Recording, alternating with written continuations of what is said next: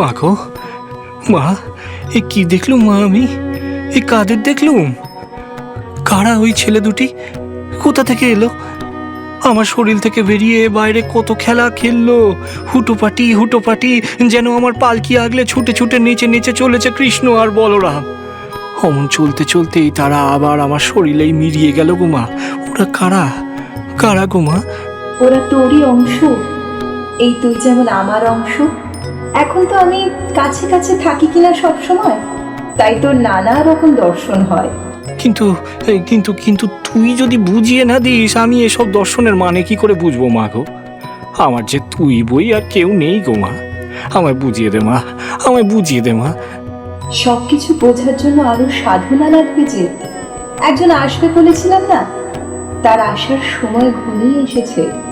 সে তোকে সব বুঝিয়ে দেবে, তোকে জগতের কাছে নিয়ে যাবে, নিয়ে যেতেই সে আসবে। কিন্তু সে আসবে দক্ষিণেশ্বরে, তার আগে তোকে সেখানে ফিরতে হবে যে। আমি তো তোর সেই রূপ দেখতেই চাই। তবে আমি ফিরেই যাই মা। হ্যাঁ, রানীমার সেই মন্দিরে আমি আবার যাই। তবে হ্যাঁ, এবার সময় হয়েছে, এবারে তুই ফিরে যা।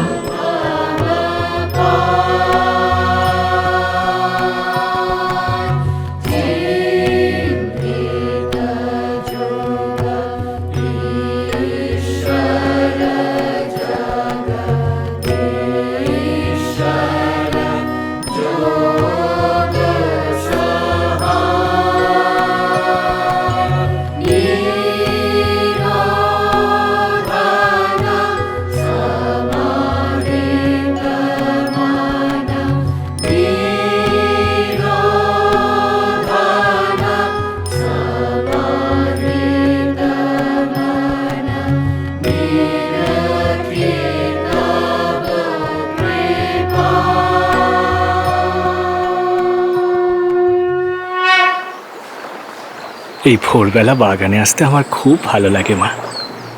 ভোরের আকাশটা একটু একটু করে লাল হয়। ভর্তাভরি কেমন সুন্দর করে এই বাগানটার যত্ন করে রেখেছে। একটু একটু করে ফুলগুলো মুখ খোলে। এইখানেই তুই আমাকে শিখিয়েছিলি যে ফুলগুলো সব তোর নাম করেই ফোটে। আসল পুজো এইখানেই তো শুরু হয়। তোকে এই বাগানেই প্রথম দেখেছিলুম কি না? তখন তো তোকে চিনতেই পারিনি। ভাবলুম কে একটা মেয়ে লোক ভোরবেলা রানীর বাগানে ঘুরে বেড়াচ্ছে। তখন তো তুই আমাকে চেনাই দিসনি মা। তুই না চেনালে তোকে কে চিনতে পারে বল দেখি? আমি সব সময় তোর কাছে কাছেই থাকি যে।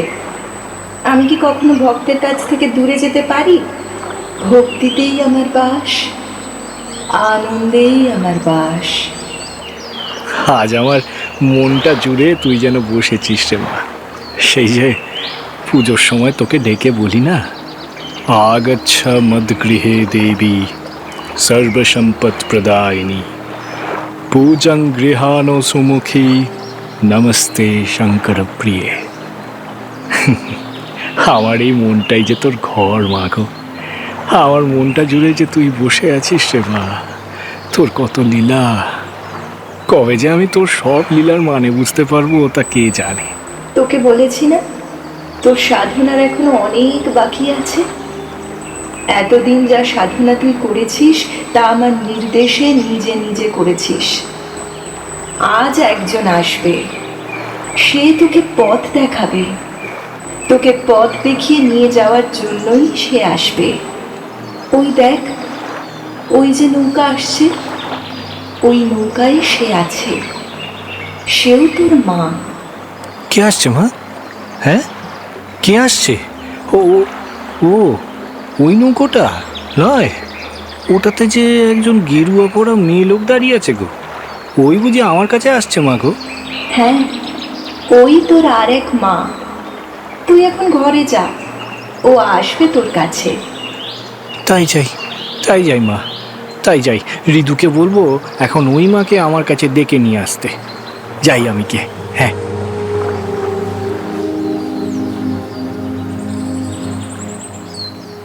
ঋতু, ঋতু কই রে? ঋতু, এই শুনতে পাচ্ছিস নি নাকি? ও ঋতু! এই যে গো মামা, এই যে আমি। কি হলো কি? এত ভোরে হাঁক ডাক করছো কেন? আমিও তো একটা মানুষ নাকি? এই সবে নেয়ে ধুয়ে মায়ের জাগরণ দিয়ে এলুম, একটু পরেই মায়ের বেশ করতে যেতে হবে। এক্ষুনি তোমার আবার কি দরকার পড়লো? এই শোন শোন ওরে তো একবার ওই বকুলতলার ঘাটে যা দেখি, গিয়ে দেখ তো ঘাটে কেউ নেমেছে কিনা। এই কথা বলতে এত হাঁকাহাঁকি? এত ভোরে এখানে কে আসবে বলো তো মামা? এখন কি মন্দিরে লোক আসার সময় হয়েছে নাকি? আহ, তুই বড্ড বাজে বকিস, যা না একবার গিয়ে দেখ, গিয়ে ওই ঘাটে কেউ নেমেছে কিনা দেখে আয়।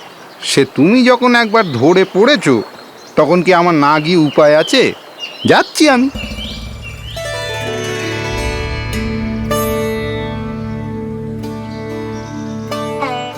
সত্যি হৃদয়ের কোনো উপায় নেই।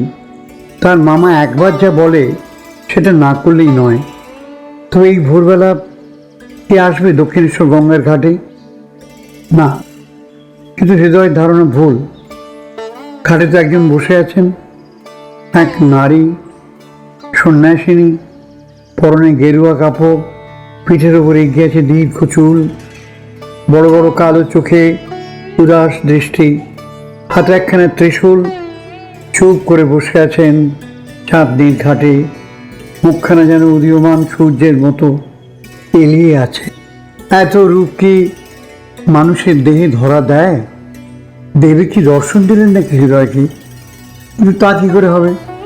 হৃদয়ের মামা গদাধর নিশ্চয়ই জানতো এই দেবীর মতো নারী এখানে এসেছেন, তাই তো মামা তাকে দেখতে পাঠালো। এমন ব্যক্তিত্বময় সন্ন্যাসিনীর সঙ্গে কথা বলতে সাহস হলো না হৃদয়। সে তাড়াতাড়ি ফিরে গেল তার মামাকে খবর দিতে। মামা, ও মামা, এই তুমি কি করে জানলে গো চাঁদনির ঘাটে কেউ নেমেছে? দেখেছিলে বুঝি? ঠিকই বলেছ তুমি মামা, এক মেয়ে লোক নেমেছে চাঁদনির ঘাটে। কি তার রূপের তেজ! বাপরে বাপ, চোখ তুলে চাইতেই ভয় লাগে। মা আমায় বললো, জানিস ঋতু, মা বললো ওই সন্ন্যাসী নাকি আমার জন্য ইয়েছে। তুই দেখলি ঋতু কি করছিলে সেই মা? কিছুই করছে নে, নিজের মনে বসে আছে গঙ্গার পানে চেয়ে। আমার বাপু কথা কইতে সাহস হলো নি। তুই শালা ভয়েই মলি কেন রে? তোরা তো ভয়টা কিসের? তুই একটা কাজ কর না ঋতু, তুই বরং আবার যা, গিয়ে ওই মাকে বল আমার মামা তোমায় ডেকেছে। তুই বললেই সে আসবে ক্ষণ। হ্যাঁ, এই কাক ভরে একজন মেয়ে লোককে আমি তোমার ঘরে ডেকে নিয়ে আসবো? তুমি নাকি সৎ মেয়ে ছেলেকে মায়ের মতো দেখো। এই মেয়ে ছেলে সন্ন্যাসীকে ঘরে ডাকছো কেন তবে? মন্দিরের লোকেরা এই কথা জানতে পারলে কত কুচ্ছু গাইবে তুমি জানো নি নাকি? না না না, আমি যেতে পারবো না। ওরে শালা, তুই কি এই প্রথমবার আমার ঘরে মেয়ে ছেলে আনছিস নাকি রে? মনে লাই সেজবাবুর সঙ্গে সর করে একজন মেয়ে লোককে নিয়ে আমার ঘরে এনে ঢুকিয়েছিলি, সে কথা তোর মনে লাই? এখন ওই ভৈরবীকে, ওই সন্ন্যাসী মাকে এখানে তোরা আনতে কিসের আপত্তি বুঝি? কেন রে, কেন কেন, কি হয়েছে বল? আচ্ছা বাপু আচ্ছা। উফ, কি যে এক বজ্ঞা লোক তুমি মামা, একটা কিছু ধরলে আর ছাড়তেই চাও না। যাচ্ছি আমি, দেখি এখনো আছে কিনা। রানী রাসমণির মৃত্যুর পর বছর ঘুরে গিয়েছে। গদাধর এখন মাঝে মাঝে মা ভবতারিণীর পুজো করে। কখনো তার সাধনোচিত উন্মাদনা বাড়লে তখন হৃদয় পুজোর দায়িত্ব নেয়। হলধারী এখন কৃষ্ণ মন্দিরের পূজারী। মথুরবাবুর তত্ত্বাবধানে মন্দির চলছে আগের মতোই। এমন সময় এসে উপস্থিত হলেন এই অপরিচিতা। গদাধরের জীবনে শুরু হলো সাধনার নব পর্যায়।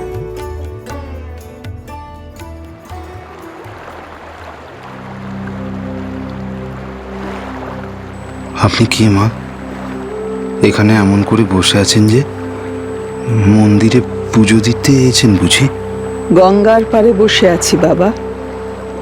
পতিত পাবনী মা গঙ্গা। আমার সন্ন্যাস নাম যোগেশ্বরী। আমাকে লোকে ভৈরবী ব্রাহ্মণী বলে ডাকে। মন্দিরে যাইনি এখনো। তুমি কে বাবা? এই মন্দিরেই থাকো বুঝি? হ্যাঁ মা, আমি এই মন্দিরেই পুজোর কাজ করি। আমার মামাও এই মন্দিরের পুরোহিত। মামাই আমাকে পাঠালে আপনার কাছে, বললে যে আপনাকে ডেকে নিয়ে যেতে। মামা ওই ঘরে আছে, আপনি একবারটি যাবেন মা? বেশ তো, চলো।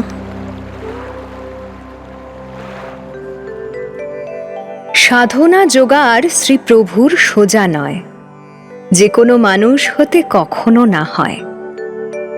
জোগাড়ে সাহায্য হেতু অদ্ভুত কাহিনী আসিয়া জুটিল এক অদ্ভুত ব্রাহ্মণী।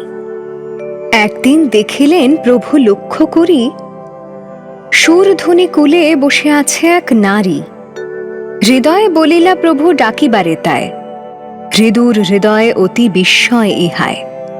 ভাবিয়া চিন্তিয়া হৃদু গিয়া সন্নিধানে, কুলে উপবিষ্টা নারী ডাক দিয়া আনে। কে বা নারী শুনু মন সংক্ষেপ আখ্যান, ব্রাহ্মণ নন্দিনী পূর্ব দেশে জন্মস্থান। জন্মাবধি সাধ কিসে ভগবান মিলে, দেহে নাই মন হরিচরণ কমলে। নিদ্রাযোগে একদিন স্বপনে তেহারে, পরম পুরুষ এক সুরধুনি তীরে। চমকে উঠিয়া চিন্তা করে অনুক্ষণ, কি করিয়া হয় স্বপ্নদৃষ্ট দর্শন। কুলশীল লাজ ভয় বিসর্জন দিয়ে, অন্বেষণ করে তার ঘুরিয়ে ঘুরিয়ে। দিবস যামিনী ব্রাহ্ম মানা নিরন্তর, শুভদিনে উপনীত দক্ষিণ শহর। আপন চিন্তায় মগ্ন ঘাটে বসেছিল, প্রভুর আজ্ঞায় হৃদু ডাকিয়া আনিল।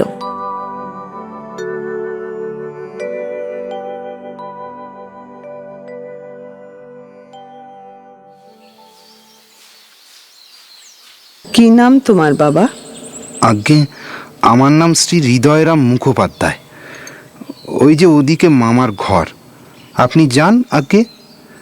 মামা বড় উতলা হয়েছে আপনাকে দেখবে বলে।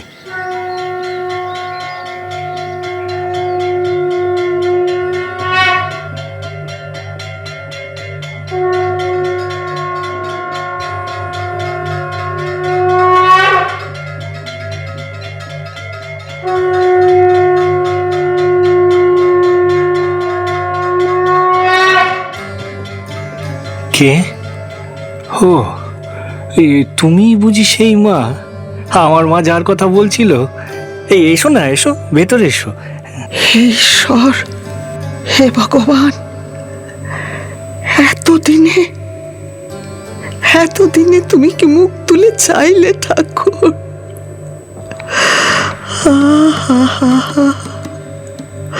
আমার সারা জীবনের সাধনা, আমার এত প্রার্থনার উত্তর কি তবে আজ পেলাম? মা, হুমা, এই দেখো, এই কি হলো গা তোমার? কাঁদছো কেন? এসো না, এসো বসো, এই আসনখানায় বসো দেখি। তোমাকে আমার মা পাঠিয়ে দিয়েছে গো, মার আদেশে তুমি এসো বলে কথা। বসো না, বসো, এখানে বসো।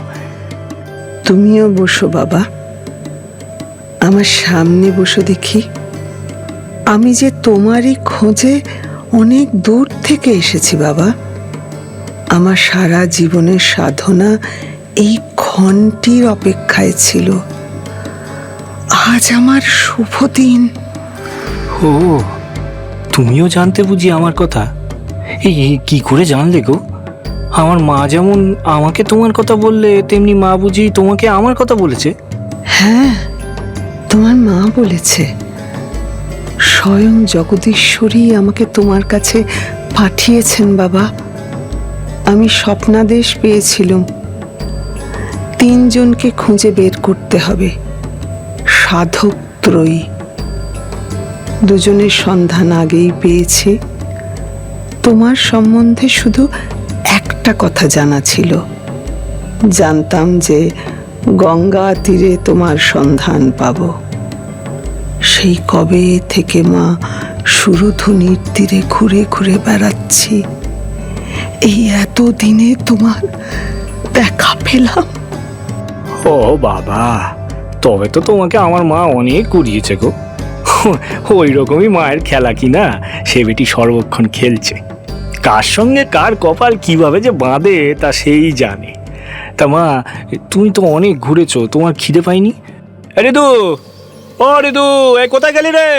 আরে দু, আমার মাকে কিছু খেতে দিতে পারিস নে? সে তো দিতেই পারি গো মামা, মন্দিরে কি আর পেশাদের অভাব আছে?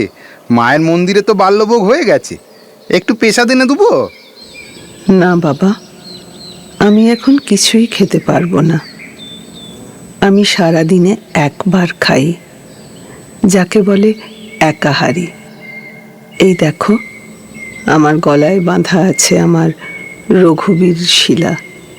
একে জল না দিয়ে আমি কোনোদিন খাই না। দুপুরে ওকে ভোগ দেব, তারপর আমি খাবো। ও, তুমিও তাই করো? ওই দেখ রে ঋতু, দেখ, আমার এই মাও আমার বাবার মতন, বুঝলে মা? আমার বাবা একবার পথের মধ্যে রঘুবীর শিলা পেয়েছিল, সেই থেকে বাবা রঘুবীরকে জল না দিয়ে নিজে কখনো জল খায়নি। কামার পুকুরে আমাদের বাড়িতে সেই রঘুবীর শিলা এখনো আছেন, তাকে জল দিয়ে তবেই আমাদের বাড়িতে সবাই জল টল খায়। আর আমার বর্তা খুব বড় জ্যোতিষ ছিলেন, তিনি বলেছিলেন আমার বড় বৌদির যখন ছেলে হবে তখনই তার মৃত্যু হবে। বড় বৌদি আমার বড় ভালো ছিল গো, কিন্তু যেই সে পোয়াতি হলো তার স্বভাব বদলে গেল, খালি খাই খাই। সকালে ওই রঘুবীরকে জল দেওয়ার আগেই সে খেয়ে ফেলতো। তাই বুঝি? তারপর কি হলো বাবা? তারপর আর কি, দাদা যা বলেছিল তাই হলো। আমার ভাইপো অক্ষয়কে জন্ম দিয়েই বৌদি দেহ রাখলে। তবে সে তার ভাগ্যে ছিল গো, রঘুবীর হলেন তোমার ছেলে, এই যেমন আমি। তুমি একটু মায়ের প্রসাদ খেলে সে রাগ করবে না, তারপর তোমার মন যা বলে তুমি না হয় তাই করোখন। তুমি সত্যি আশ্চর্য মানুষ বাবা। এখনো তোমার নামটাও আমি জানি না, কিন্তু মনে হচ্ছে যেন তুমি সত্যি আমার ছেলে। এই দেখো, এই দেখেছিস ঋতু, আমার নামটাই যে মাকে বলিনি এখনো। এই আমি হলাম গদাধর, গদাধর চট্টোপাধ্যায়। আমার নিবাস কামারপুকুর গ্রামে। এখানে যখন এই মন্দির প্রতিষ্ঠা হলো তখন রানীমা ছোট জাত বলে সে সব বামুনদের সে কি তম্বি বলে কিনা সুদূরের রানীকে মন্দির প্রতিষ্ঠা করতে দেবে না তারা।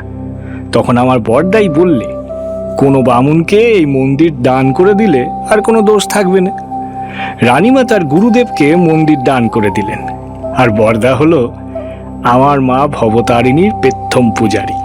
সেই থেকে বড়দার সঙ্গে আমিও এইখানে। মাঝে মাঝে দেশে যাই বটে, কিন্তু মা সেখানে আমাকে টিকতে দেয় না। কদিন পরেই আবার ঘেঁটি ধরে টেনে নিয়ে আসে এখানে। মা তাহলে তোমাকে ছেড়ে থাকতে পারেন না, তাই না বাবা? সে তো হতেই হবে। আমি তবে যাই একবার মন্দিরে, তোমার ওই মাকে একটা প্রণাম করে আসি গিয়ে।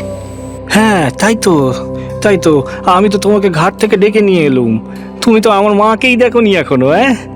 খুব সুন্দর মন্দির করেছেন আমার রানীমা। রানীমা আর দেহে নেই, তাকে দেখলেও তোমার খুব ভালো লাগতো গো। আরে তো এই জানা, যা আমার ভৈরবী মাকে সব মন্দির ঘুরিয়ে নিয়ে আগে যা। আমি তো মন্দিরেই যাচ্ছি গো মামা, মায়ের বেশ করতে হবে, তারপর পুজোর জোগাড় করা আছে। আজ কি তুমি পুজো করবে নাকি গো মামা? হ্যাঁ হ্যাঁ হ্যাঁ, পুজো করব। আজ আমার মনটায় বড় আনন্দ হচ্ছে রে ঋতু, আমার এই মা এসেছে কি না, খুব আনন্দ হচ্ছে। আজ আর পুজো করবো নি? নিশ্চয়ই করব। তুই মায়ের বেশ করে দিয়ে যা, আমিও একবার ঝাউতলা ঘুরে নিয়ে আসি গিয়ে। যাও মা, তুমি ঋতুর সাথে যাও। ঋতু নিয়ে যা, নিয়ে যা।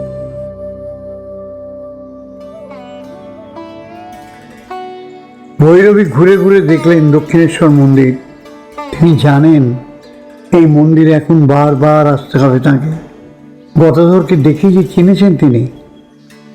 সহস্রদল পদ্ম এই গদাধর, এখনো পাপড়ি মেলেনি। যখন মেলবে তখন তার সুগন্ধে সারা পৃথিবী মাতোয়ারা হয়ে যাবে। কিন্তু তার জন্যে চাই সাধনা। কোনো সাধনা ছাড়াই এ যুবক যে সিদ্ধি পেয়েছে, প্রার্থনার শক্তিতে তা বহুগুণ বেড়ে যাবে তান্ত্রিক সাধনায়। সেই পথে গদাধরকে নিয়ে এগিয়ে যাওয়াই আমার কাজ।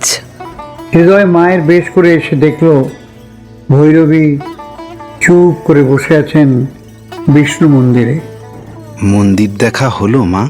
হ্যাঁ হলো। এখানে কাছাকাছি তো গ্রাম আছে, তাই না?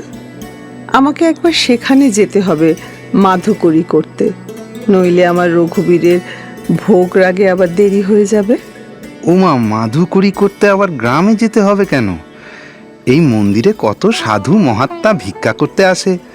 রানীমার আমল থেকে তেমনই নিয়ম কি না? সেজবাবুরও কড়া নির্দেশ আছে, মন্দির থেকে কোনো সন্ন্যাসী যেন খালি হাতে ফিরে না যায়। ওই যে দেখছেন ভাঁড়ার ঘর, ওখানে গেলেই আপনার যা যা লাগবে সবই আপনি পাবেন। আজ্ঞে, ভারী সুন্দর সিধার বন্দোবস্ত মা। চলুন না, চলুন, আমি বলে দেবো। তাই চলো তবে। আর হ্যাঁ, এখানে একটা পরিষ্কার জায়গা লাগবে যেখানে আমি রান্না করে রঘুবীরের ভোগ নিবেদন করতে পারবো। সে ব্যবস্থাও হবে আজ্ঞে। মামা এখানে একটা পঞ্চবটি গড়েছেন। মামার পরিষ্কারের দিকে খুব নজর। পঞ্চবটি তলা একেবারে তকতকে পরিষ্কার করা থাকে।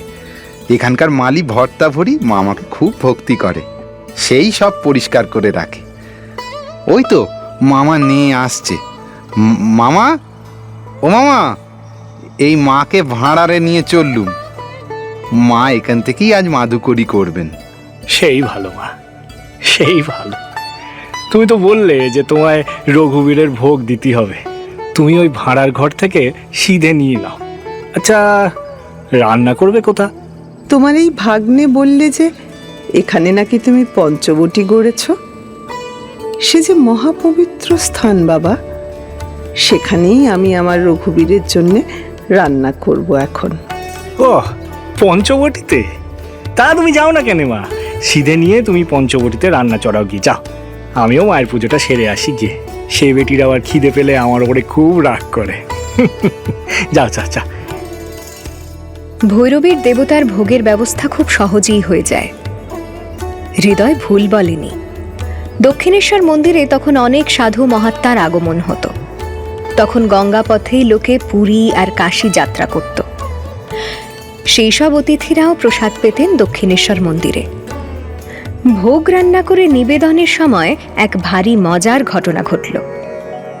অগ্রে দিয়া ভোগ রাগ পশ্চাৎ ব্রাহ্মণী, প্রসাদ পাইয়া তবে খান অন্ন পানি, হয়েছে ভোগের বেলা প্রভুতে কারণ, ভাগিনা হৃদয়ে ডাকি বলিলা বচন, মনেরও মতন সিধা দেহ আনাইয়া, সঙ্গে আছে শালুগ্রাম তাহারও লাগিয়া, পঞ্চবট তলে তবে সিদা লয়ে যায়, ভোগ হেতু ডাল লুচি তরিতে বানায়, কি জানি কিভাবে তার ঝুরে দু নয়ন, ভোগেরও কারণে লুচি বানায় যখন, নিবেদন করে যাবে মুদি দুটি আঁখি, ভোগ সহ শালুগ্রাম সম্মুখেতে রাখি। এমন সময় প্রভুদেব ভগবান চুপে চুপে গিয়া দুহাতে লুচি খান। ব্রাহ্মণী খুলিয়া আঁখি সে সময় চায়, প্রভুর স্বরূপ অঙ্গে দেখিবারে পায়, তাই খান দত্ত ভোগ শ্রীমুখ কমলে, ধেয়া ধেয়া নাচে মাগি পঞ্চবট তলে, ধ্যানে দেখিনো যারে পাইলাম তাই, এত বলি শালুগ্রাম ফেলিল গঙ্গায়, আনন্দেরও সীমা নাই তাহারও অন্তরে, হেরিয়া দুর্লভ ধন প্রত্যক্ষ গোচরে, আনন্দেরও সীমা নাই তাহারও অন্তরে, হেরিয়া দুর্লভ ধন প্রত্যক্ষ গোচরে।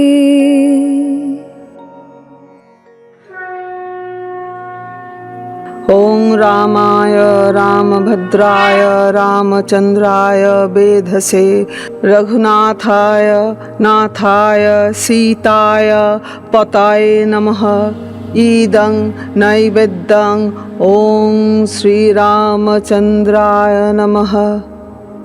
আমার পূজা গ্রহণ করো রঘুবীর, অজ্ঞানকে কৃপা করো, ভোগরাগ গ্রহণ করো হে রঘুনাথ।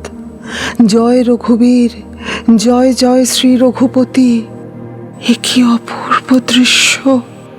কন্দর্প অগণিত অমিত ছবি নবনীল নীরদ সুন্দরম পটপীত মানব তরিত রুচি শুচি নৌমি জানক সুতপরম।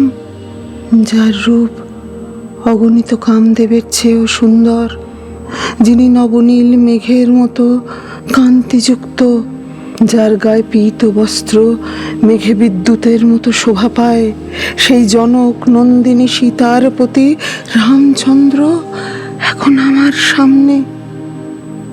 এ কি লীলা! প্রভু, প্রভু হে নাথ,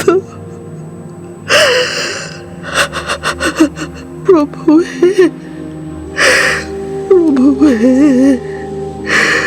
প্রভু হে নাথ, নাথ।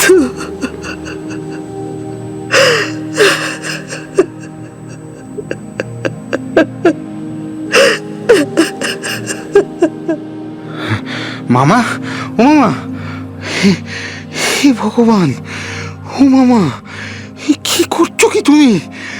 ঠাকুরের জন্য ভোগ নিবেদন করা হচ্ছে, তুমি ভোগ খাচ্ছ কেন? না, না, না, থাক, ও খাচ্ছে, খাক, ওকে বারণ করো না বাবা, খেতে দাও, খেতে দাও, খেতে দাও। আমাকে মাফ করুন মা, পুজোর পরে মন্দির থেকে মামা ঘরে গেল, তারপর নিজের মনেই ছিল, হঠাৎ থেকে এইদিকে গুড়গুড় করে ছুট লাগালো। আমি ভয়ে মরি, তাড়াতাড়ি ছুটে এসে দেখি এই কাণ্ড। এ কি, এ এ এ আমি কি করে ফেলেছি রে হৃদয়, হৃদয়? আর কি ফেলেছি, তোমার যেমন কাণ্ড তেমনই করেছো। ঠাকুরের জন্য নিবেদন করা ভোগ, ভোগের ডাল লুচি নিজে খেয়ে বসে আছো। ছি ছি ছি ছি ছি। আমায় ডাকলে যে, হ্যাঁ, আমায় যে ডেকে বললে ভোগ রাগ গ্রহণ করো, তাই তো আমি ছুটে এলুম। আমি তো ঘরে বসে ধ্যান করছিলুম, আমায় না ডাকলে কি আমি আসতুম? হ্যাঁ মা, ও মা, তুমি কিছু কি মনে করলে? কিছু মনে করোনি? হ্যাঁ, কিছু মনে করোনি গো? দেখো দেখি আত্মহারা হয়ে কি অন্যায়টাই না করে ফেললুম আমি, কে জানে বাপু। হ্যাঁ, আমি যে কেন এমন করি, এইটাই আমার একটা রোগ, বুঝলে? কিছু ভুল করনি বাবা, কিছু ভুল তোমার হয়নি। আমি এতদিন ধরে ডেকে ডেকে যাকে পাইনি, আজ সে নিজে এসে আমার হাতে ভোগ খেয়েছে। আমার আর কিচ্ছু চাই না বাবা, কিচ্ছু চাই না। আনন্দ, আনন্দ, কি মহানন্দ। আত্মানন্দ স্বরূপং তুই পশ্যতি সা পশ্যতি। শঙ্করাচার্য এই কত কাল আগের উচ্চারণ যে কতটা সত্য, তা আজ আমার প্রত্যক্ষ হলো। আনন্দে আমার গায়ে কাঁটা দিচ্ছে, আমার দু হাত তুলে নাচতে ইচ্ছে করছে। আজ তোমার মধ্যে দিয়ে আমার রঘুবীর আমায় দর্শন দিলেন। তিনি বলে দিলেন আর আমার বাহ্য পূজায় প্রয়োজন নেই। তুমি তবে রাগ করোনি তো মা? হ্যাঁ, রাগ করোনি তো? তুমি একটু দাঁড়াও বাবা, আমি আমার রঘুবীর শিলাকে গঙ্গায় বিসর্জন দিয়ে আসি। তারপর যে পাতে তুমি খেয়েছ, সেই পাতে আমি আজ প্রসাদ পাবো। সে কি কথা? আপনি যে বললেন সেই কবে থেকে ওই রঘুবীর শিলাকে জল না দিয়ে আপনি নিজে খান না, এই শিলা জলে ফেলে দেবেন? আমার রঘুবীর আজ আমার সামনে নিজের রূপ ধরে এসেছেন, আমার হাতে খেয়েছেন। শিলাখণ্ডে আমার আর কি প্রয়োজন? একে বিসর্জন দিয়ে আমি আসছি বাবা।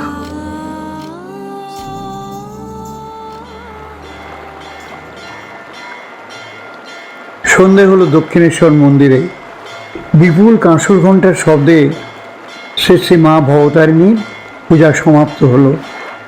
মায়ের মুখে আজ যেন হাসি আর ধরে না। তিনি যে কালের কড়ি খেলেছেন।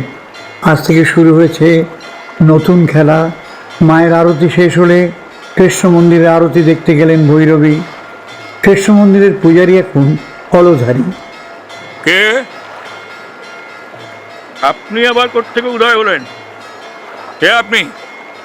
মন্দিরে তো আগে দেখিনি। আমি আজই এসেছি। আপনি বুঝি কৃষ্ণ মন্দিরের পূজারী?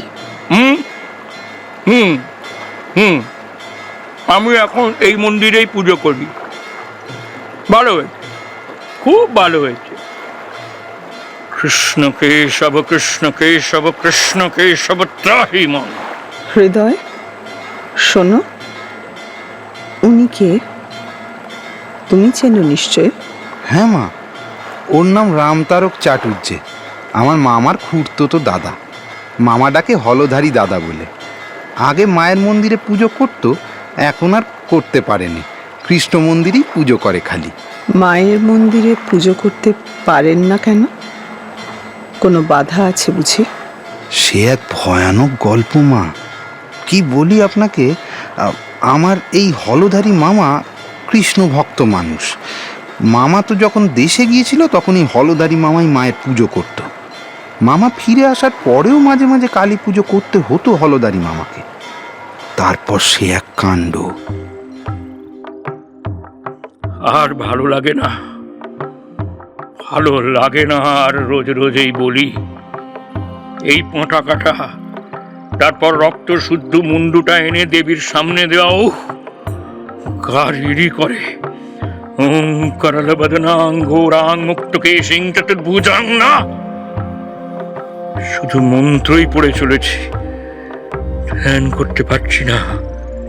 কালী, তমগুণময়ী কালী, হা কৃষ্ণ, তুমি তো অন্যের জন্য শেষে এই তমগুণময়ী ধ্যান করতে হচ্ছে। হা কেশব। अहं रुद्राय धतुरात्नमि अहं ब्रह्मदीश शर्वे हन्तबाऊ अहं जनाय समदंकृणम् अहं दावा पृथिव्या विवेश। राम तारो, राम तारो। কে কে কে তুমি? কি অন্ধকার রে বাবা, কি ভয়ানক। চোখ খুলে কিছু দেখতে পাচ্ছি না কেন? কি হলো আমার? কি হলো? কি হলো আমার?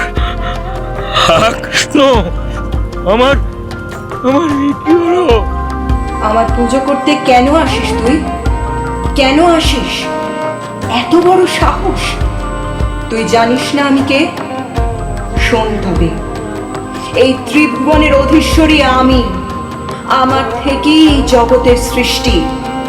আমাদের এই জগৎ লয় হয়ে যায়। আর তুই আসবি না এখানে। আমার পুজো আর করবি না তুই। যদি করিস তাহলে তোর ছোট ছেলেকে আমি আমার কাছে টেনে নেব। মনের মধ্যে অভক্তি নিয়ে আমার পুজো হয় না। আর আমি তোর সেবা নেব না। না না না না না না না না, এ ভুল, এ মিথ্যে, এ হতে পারে না। আসনে বসেও পুজোয় মন লাগাতে পারছিলাম না বলে ভুল দেখলাম।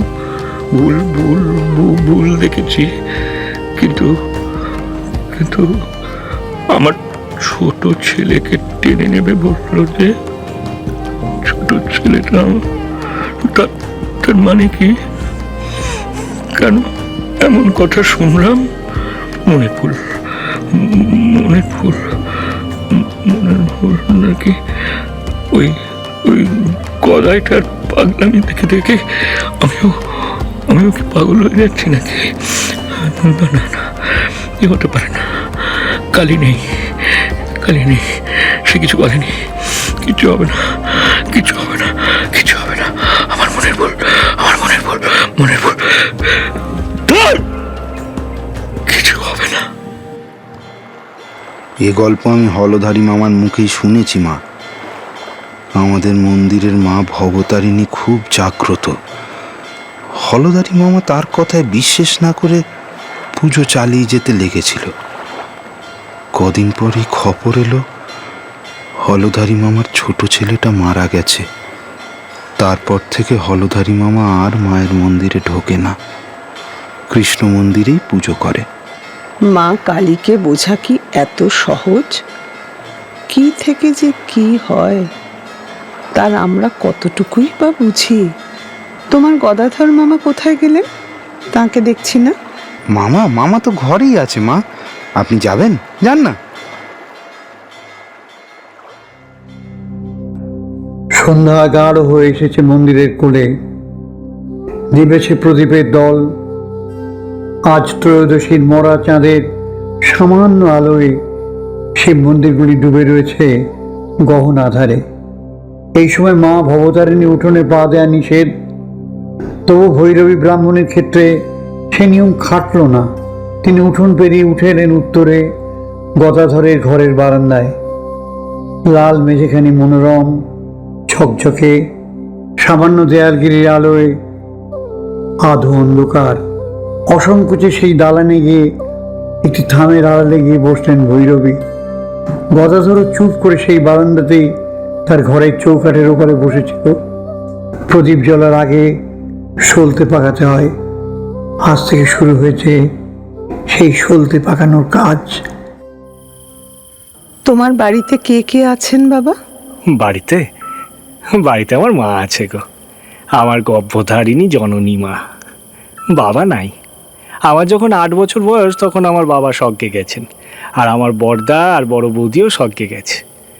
মেজদা মেজ বৌদি তাদের ছেলেপুলে পরিবার তারা সবাই আছে গো দেশে। আমার পরিবারও আছে। তোমার পরিবার? তুমি কি বিবাহিত নাকি বাবা? তোমার মধ্যে তো সংসারীর লক্ষণ কিছুই নেই।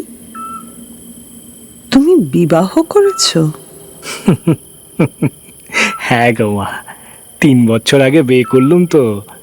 আমার গর্ভধারিণী মায়ের খুব ইচ্ছে ছিল, তা আমি মা ভবতারিণীকে শুধুলুম, মা গো আমি কি বিয়ে করব? আমার মা বলল যে কর। তা করলুম যে। মায়ের কথা কি আর ঠেলতে পারি বলো? বাবা, সংসার ধর্ম বড় কঠিন, সে সবার জন্যে নয়। তোমার মধ্যে সংসারী হওয়ার কোনো গুণই যে আমি দেখতে পাচ্ছি না বাবা। তুমি কেন বিয়ে করলে? কেন গো? তুমি যে বললে আমার মধ্যে তুমি নাকি তোমার রঘুবীরের দর্শন পেয়েছো। তারও তো বিয়ে হয়েছিল মাসিতের সঙ্গে। হ্যাঁ জানো মা, আমি একবার রঘুবীরের দর্শন পাওয়ার জন্য খুব সাধনা করেছিলাম। তিনি দেখা দিলেননি, কিন্তু মা সীতাকে আমি দেখেছিলাম। আহা, সে কি রূপ গো মা! জনম দুঃখিনী মা আমার। তার দর্শন পেয়েছিলুম বলেই বোধহয় আমারও আর দুঃখ ঘুচল নি। তোমার কিসের এত দুঃখ বাবা? বাহ, দুঃখ লয়। একটা একটা করে দিন যাচ্ছে, বৃথাই যাচ্ছে। আমি মুখ্য সূক্ষ্ম মানুষ, মাকে তো আর তেমন করে ডাকতে পারছি নি। সে যে কি ভয়ানক দুঃখ গো মা! মনুষ্য জন্ম হলো কিন্তু ঈশ্বর লাভ হলো নি, সে কি দুঃখ কম গো মা? রাধারানীর যেমন দুঃখ, মা সীতার যেমন দুঃখ, আমারও তেমনই দুঃখ গো মা। ঠিক বলেছ তুমি বাবা। এই মানব জীবনের উদ্দেশ্যই তো ঈশ্বর লাভ।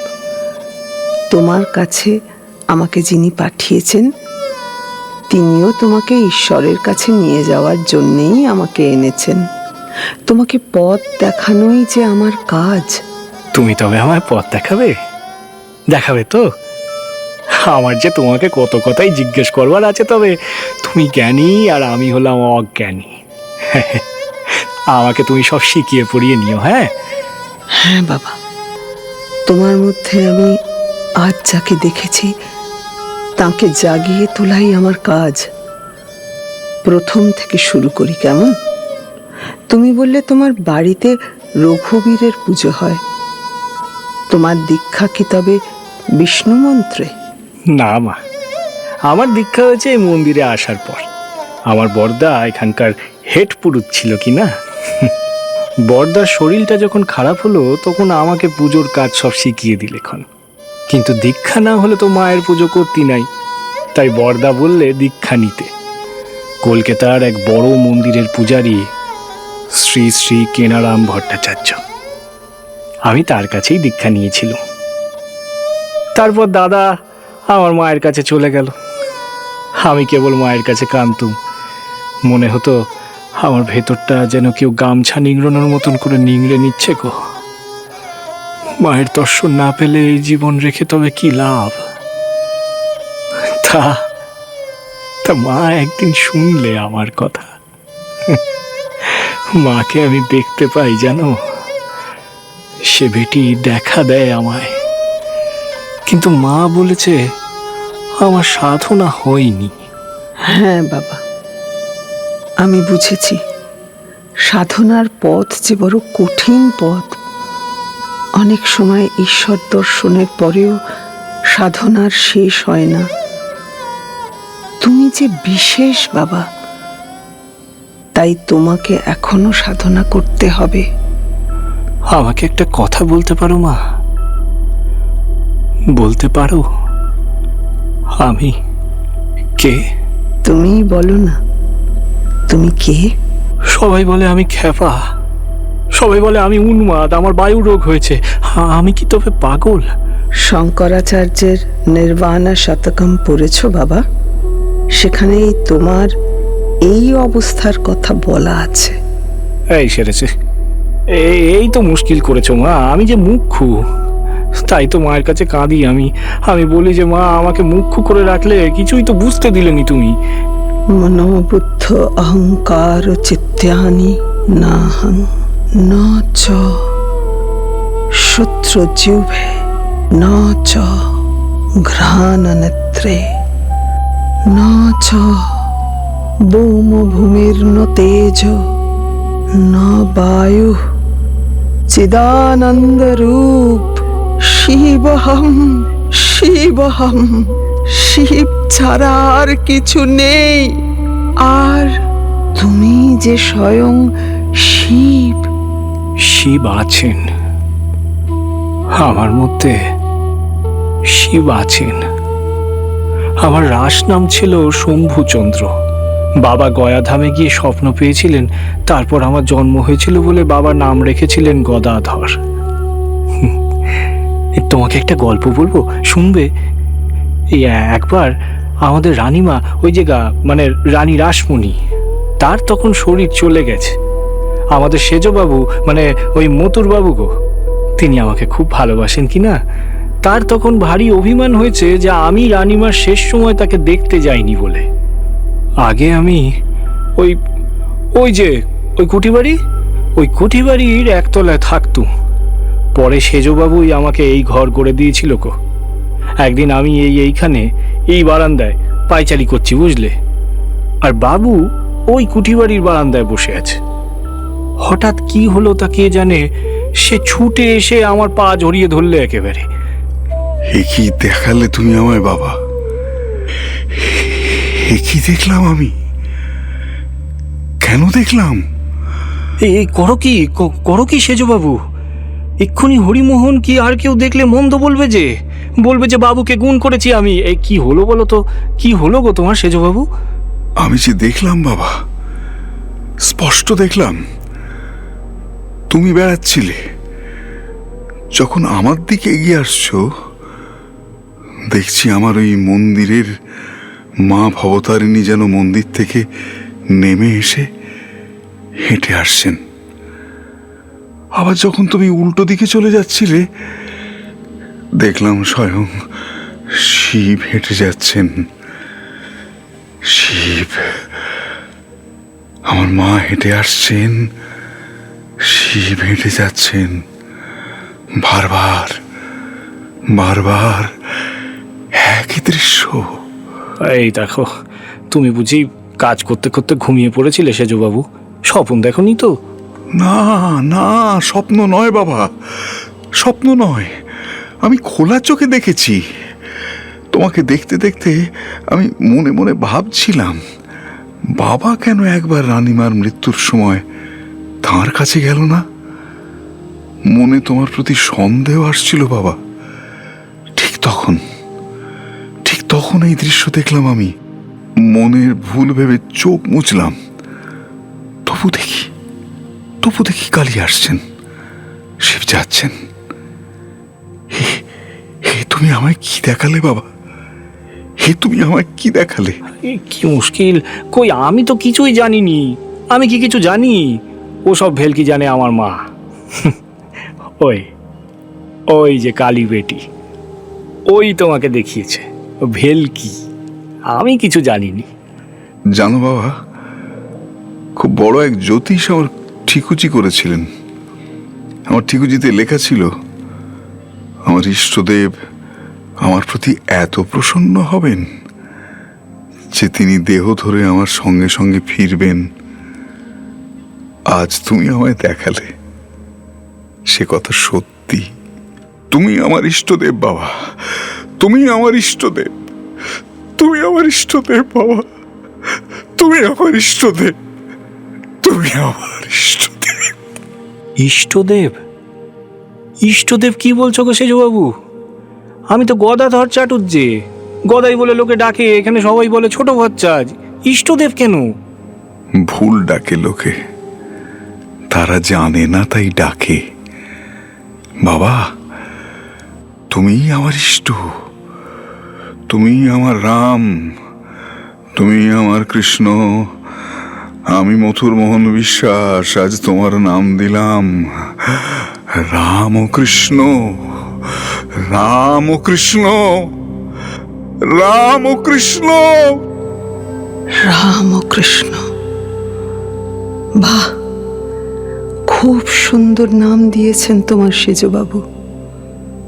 রাম ও কৃষ্ণ, যিনি রাম, যিনি কৃষ্ণ, তিনি তো তুমি, তফাৎ নেই। তুমি জিজ্ঞেস করছিলে না বাবা, তুমি কে? তোমাকে তোমার সঙ্গে পরিচয় করাতেই তো আমি এসেছি। আমি তোমাকে বুঝিয়েই ছাড়ব তুমি কে। যেদিন তুমি সত্য করে নিজেকে চিনতে পারবে, সেই দিন। কবে কবে তুমি আমাকে সব বুঝিয়ে দেবে গো মা? মা, মা গো, তোর লীলা শেষ নেই রে মা, তোর লীলা শেষ নেই রে। জয় মা, জয় মা।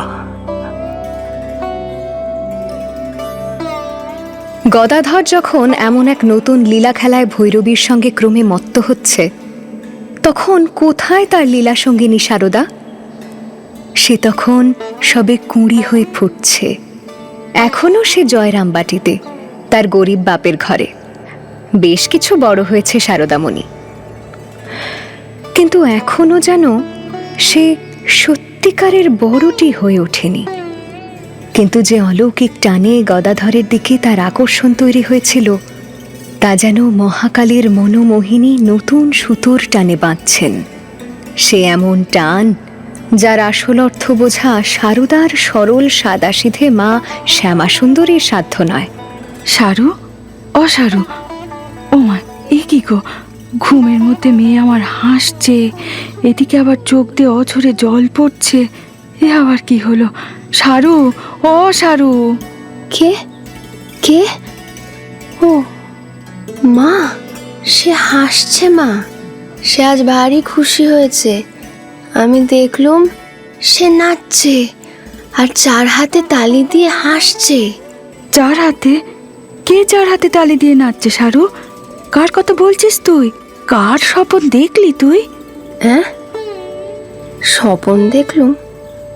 ও, স্বপন বুঝি, কিন্তু আমি যেন স্পষ্ট দেখলুম মা কালী, মা কালী। সে যেন আজ বড় আনন্দ পেয়েছে, হাসছে, নাচছে। দেখলুম ঘন কালো আকাশ, তার মধ্যে কালো মা, আলোর মতো মা। সে কি হাসি তার, আনন্দ যেন আর ধরে না।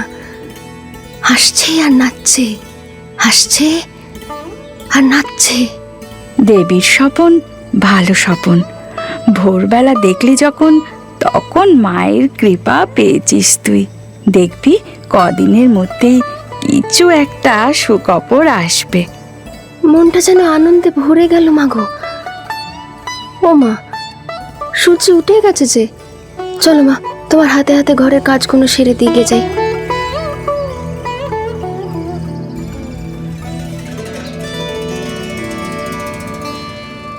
এসেছেন ভৈরবী। কোন অলিক জ্ঞান সাগরের অপার থেকে তিনি এসেছেন সে কথা কেউ জানে না। তার চেহারার মধ্যেই এমন এক জ্যোতি আছে যে তাকে জেরা করার কথা কারো মনেই আসে না। তিনি নিজে জানিয়েছেন গদাধরকে তন্ত্র সাধনা করানোই তার উদ্দেশ্য। সাধনা না করেই দেবীর দেখা পেয়েছে গদাধর, তাহলে সাধনার কি প্রয়োজন? আর জানবাজারের রাশভারী সেজবাবু মথুরমোহন বিশ্বাস, যাচাই করাই যার জমিদারি স্বভাব, লাবণ্যে ভরাই বর্ষার নদীর মতো ভৈরবীকে তিনি কি বিনা কথায় থাকতে দেবেন গঙ্গাপাড়ের মন্দিরে? লোকে বদনাম করবে না কালীবাড়ির? তাহলে এবার কোন পথে মোড় নেবে গদাধরের সাধক জীবন? জানতে হলে শুনুন the mystic Monk Times of থিয়েটারের ইউটিউব চ্যানেলে। টাইমস অফ থিয়েটারে আজ আপনারা শুনলেন দ্য মিস্টিক মঙ্কের 10ম পর্ব।